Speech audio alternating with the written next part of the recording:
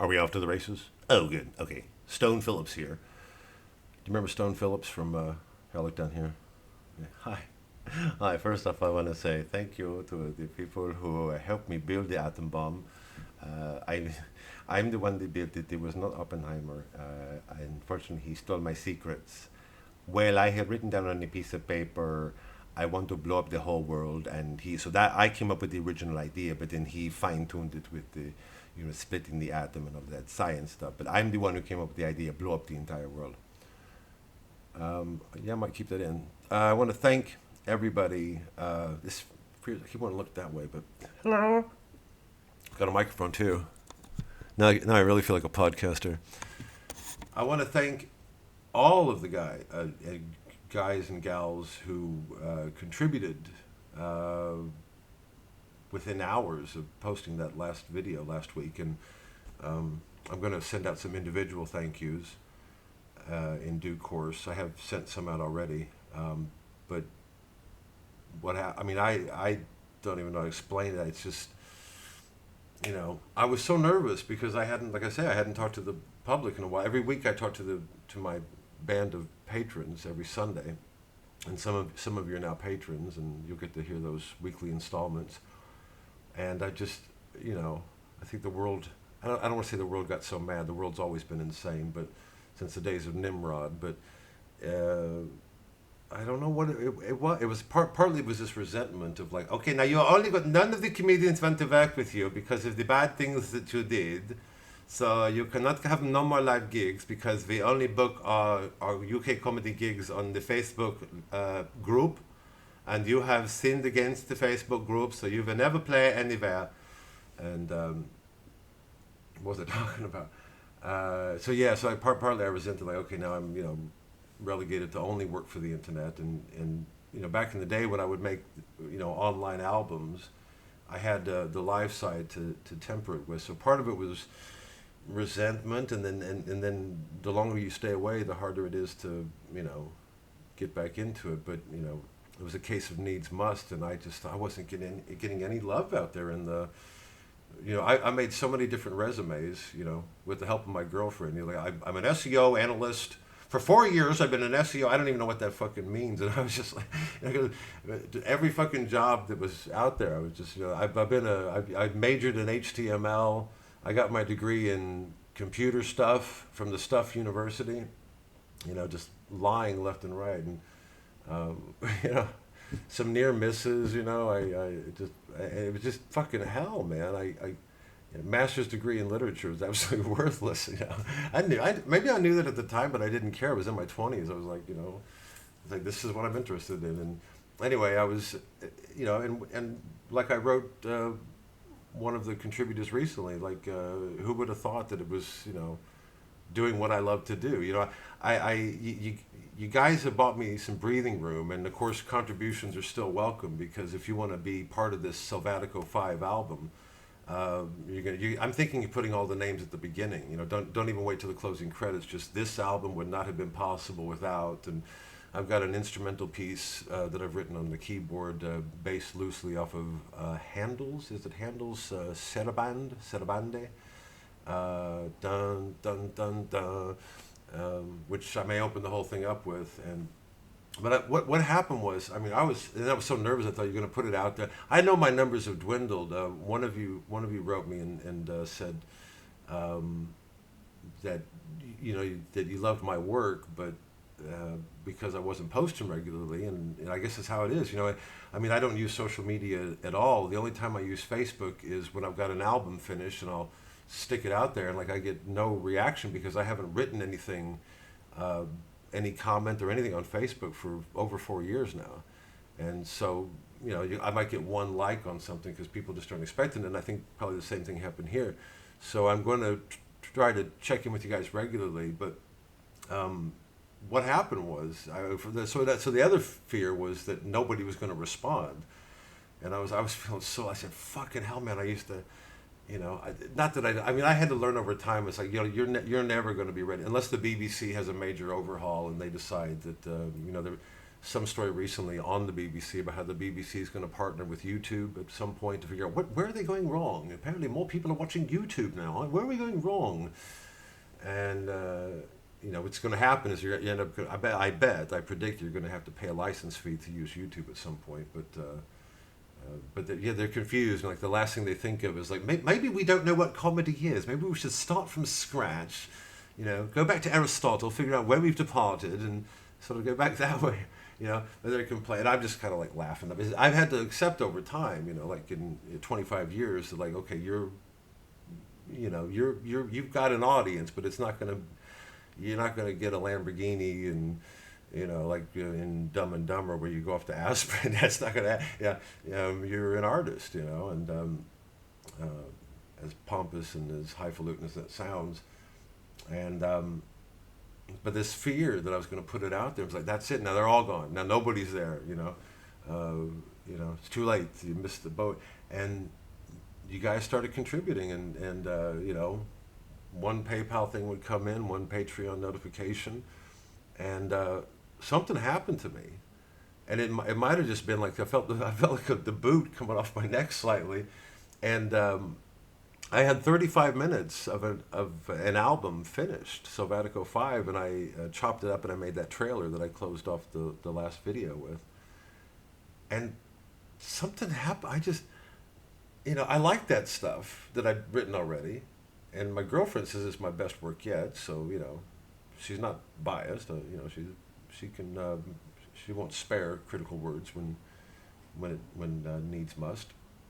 But I felt like something happened. I think maybe by the fifth notification I got saying one of you had donated.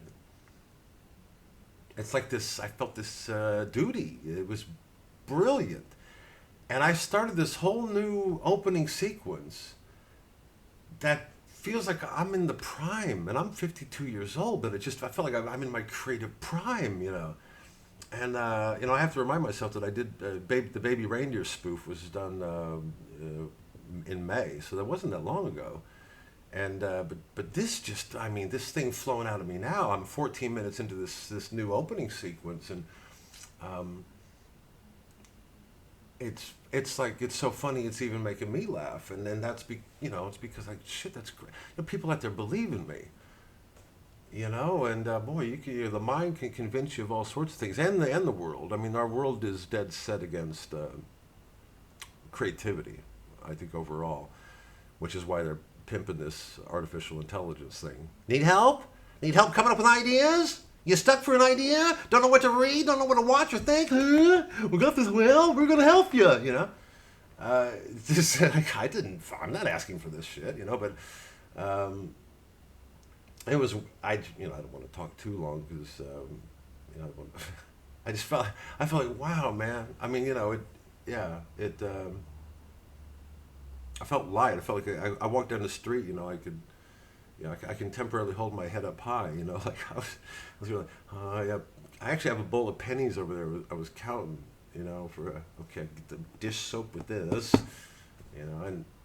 I got a little bit of breathing room. I mean, you guys gave me some breathing room, and it's like, and because of that interchange now is like, this is going to be the best fucking album that I ever made, the best fucking recorded thing I ever made. I mean, 14 minutes in, it's like, wow, man, and that happened. That like I said, I had 35 minutes in the can, and I was going to start with where I'd left off on that, and boom, man, it's just like. Knowing that there were people out there, that some of them as far back as San Francisco that remember the things we did before reality series, people that are like, okay, so he's he did all of his weird permutations. He lived as a month. I lived as a month for 7 women. No, I lived as a woman for 7 months, or a bad approximation of a woman. I was. Challenging political correctness, fell in with through my own stupidity, fell in with a very censorious lot who were advertising themselves as a free speech comedy night, pissed them off, and then the whole the medical people came in fancy and said that would be hugging of the grandmothers or the grandfathers. And we will all, this, I will have to get used to this new normal. I have to maybe perhaps download an app. And I thought there was going to be a revolution, you know. I was trying to, you know, lead a revolt down here in my own small way, and like nothing happened. And yeah, I guess I got really just, you know, cynical. And then you find that, oh God, I need money, man. I got to somehow, and you know, re-enter the world again. And I did the first three Selvaticos and blah blah blah, and I thought I need to fucking get some money. But see, I always put my marketing stuff. It's so interwoven, you know. Like there's little hints, you know, like there'd be like an allusion to Patreon or a hint at a PayPal account, you know. And so I had to swallow my pride and come out last week and just announce like I really need some help, you know.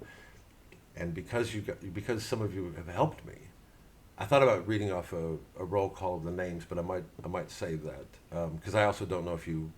I won't mention your surnames, but and for those of you who did contribute, you'll eventually get a personal email from me since I realize that PayPal has your email address included. You'll get a personal email from me, and uh,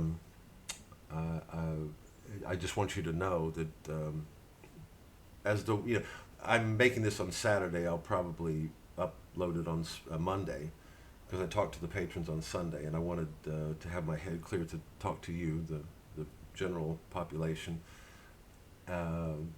today just for a few minutes to express my thanks and that feeling of, you know, like I feel really funny.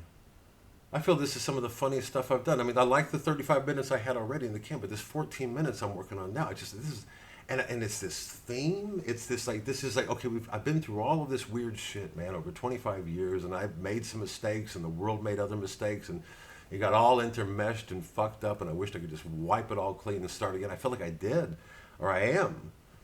You know, I think, you know, just knowing that there's people out there that are willing to, you know, kick into what I did and have enjoyed my work, and you know I want to make you proud, and I think that desire is being transmogrified into some pretty good satire, and I can't wait for you to hear it. So eventually I will ask you in the email I send you, you know, if you have a preference of how you would like your name to appear in the credits, which will either come at the beginning or the end. I don't know how long it's going to be, and I don't know how long it's going to take.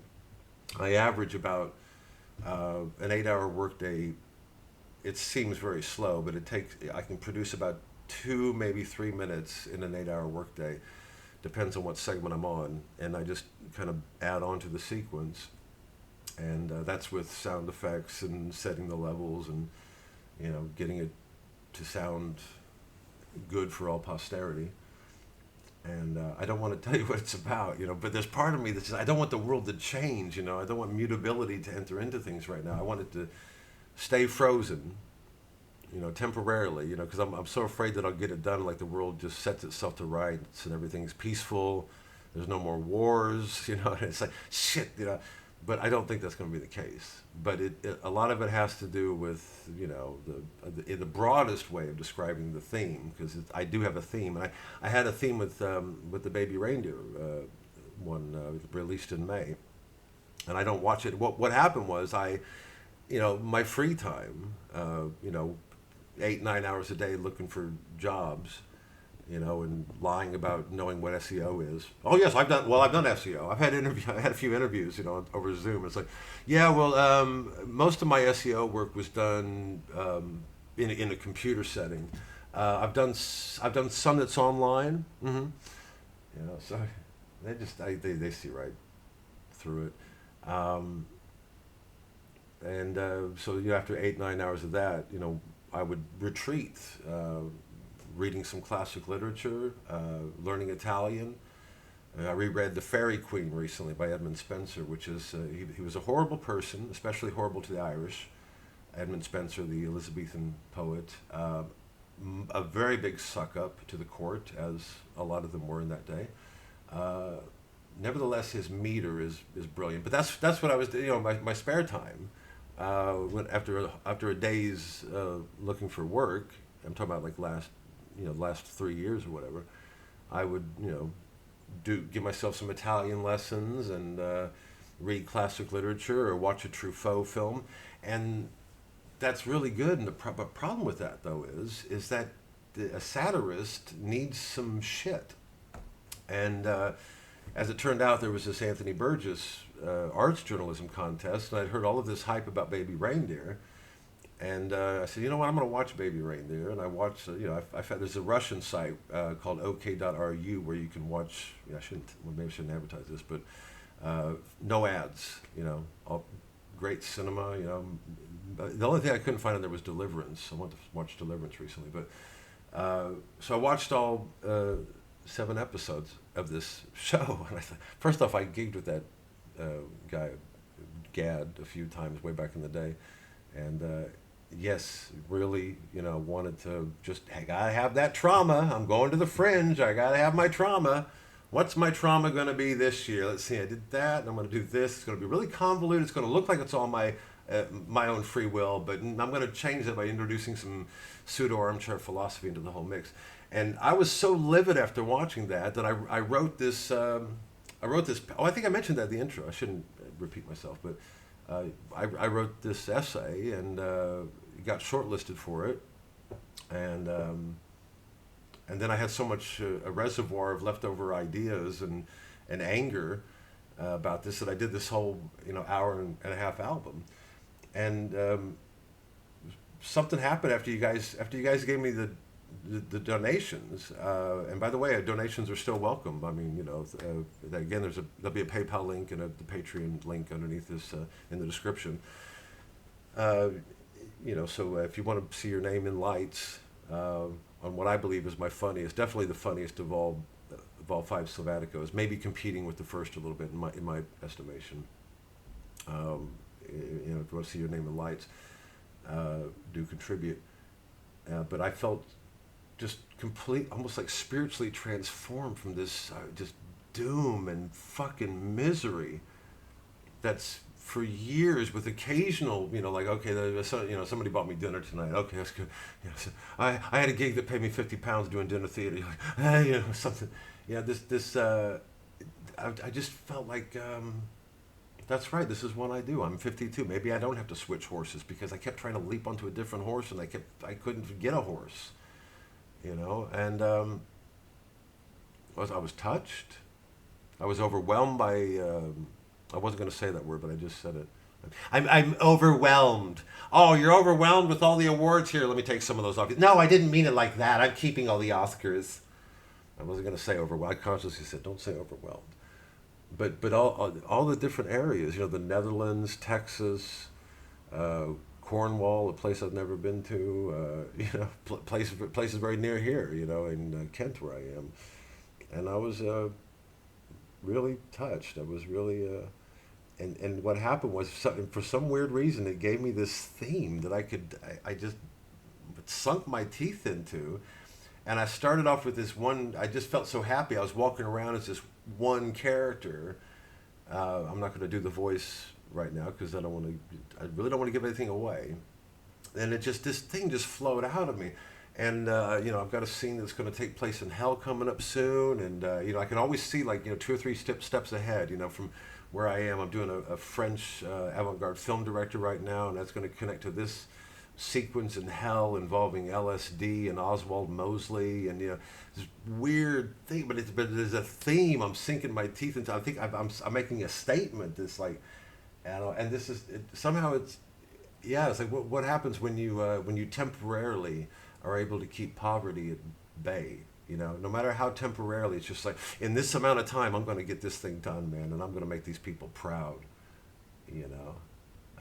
That they, because I wanted to say, it's my default is to be angry, because that's what a satirist is supposed to be. That's why we don't really have any good satirists now. We say Jimmy Carr is doing satire. No, he's saying that when Hitler killed the gypsies, isn't that? No, I'm so dark. That's satire. I set the house on fire. You didn't set the house on fire? I know, it's satire. I said something that wasn't true. Isn't that just lying? Well, or satire. What is satire again? Let me look that up. And I got a theme, and I don't even want to give away the theme really, but it's just, let's just say it's the broadest way to describe it. It is the theme of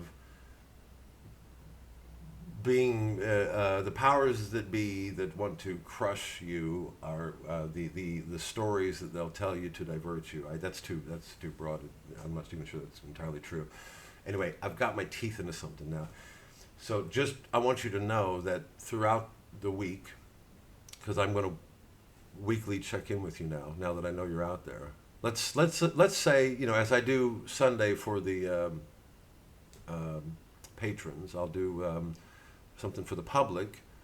I'll record it on Saturday and I'll upload it on Monday. So, like Friday was for the, what's up, good fellows? Friday's for the wives and Saturday's for the gumas.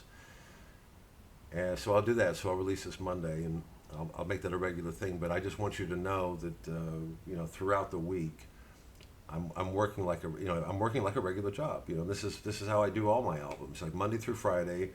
Not 9 a.m. because I get up rather late, but what is it?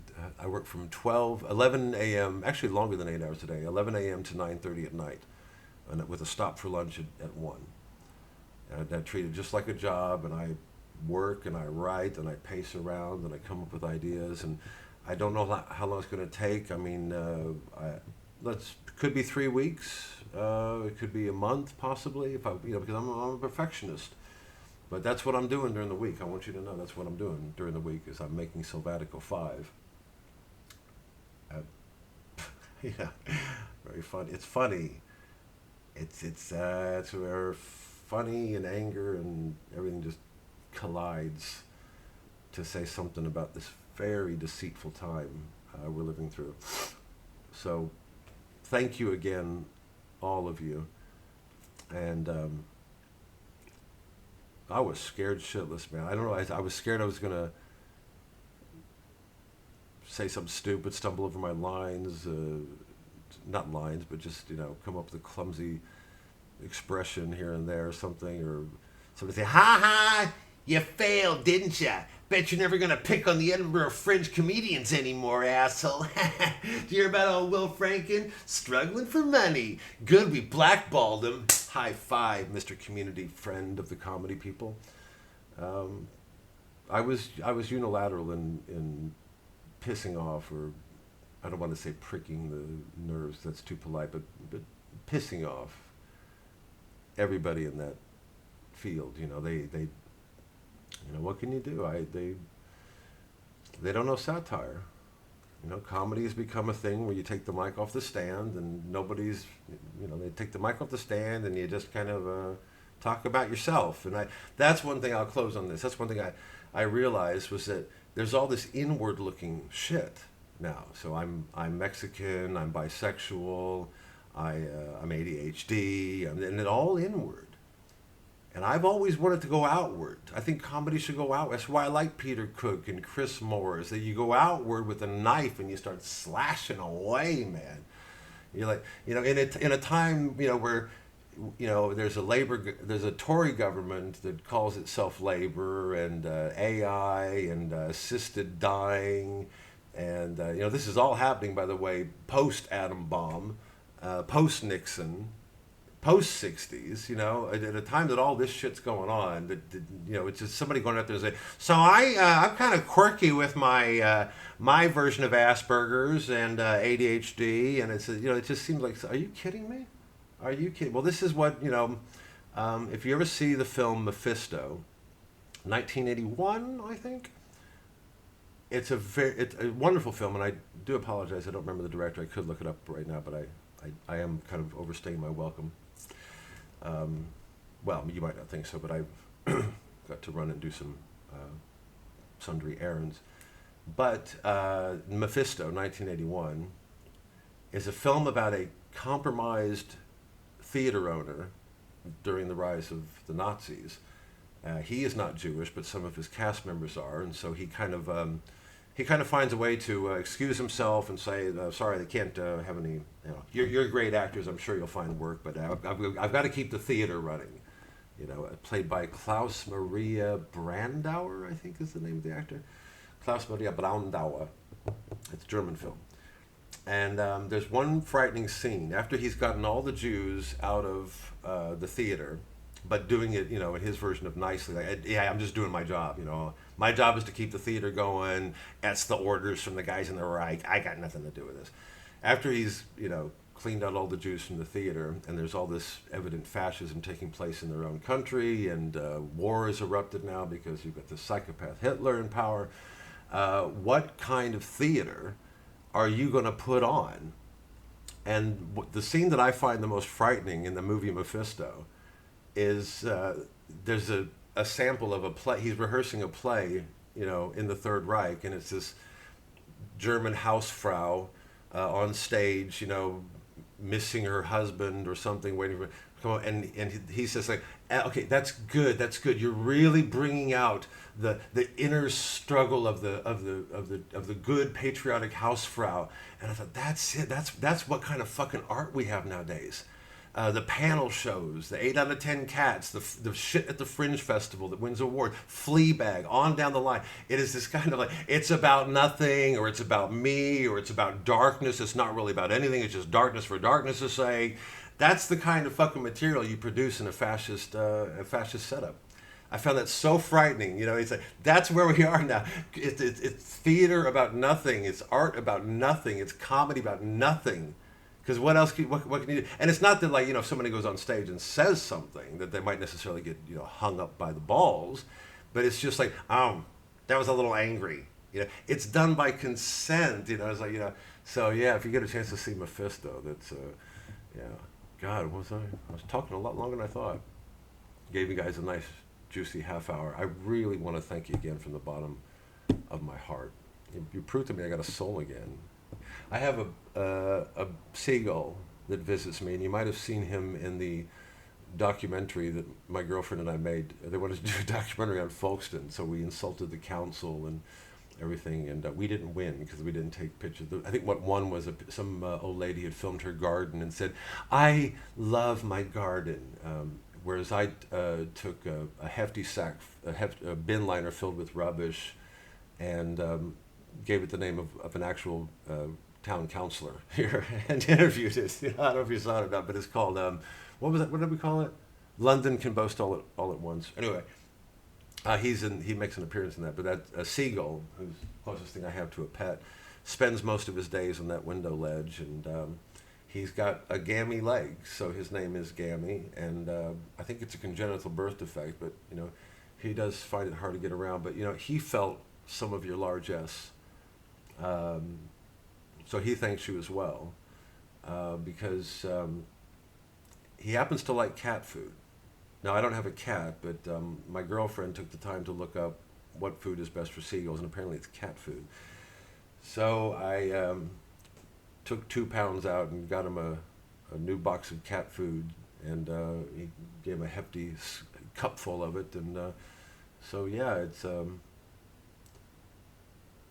you reminded me I have a soul again. I was really despairing, you know, and I was so afraid I was going to put it up there and nobody was going to respond. I said, "Oh, fuck me, you fucked it, man. You'd be lucky to get a job at McDonald's now," you know. And felt so invigorated that I started a whole new beginning to the album. So everything that you hear from at least up to the minute 20 will have been post your donation. So there's still time to donate. As I say, I'm roughly estimating 3 to 4 weeks. You know, I can never predict these things. I don't know how long it's going to be. I've been aimed for at least 50 minutes to an hour.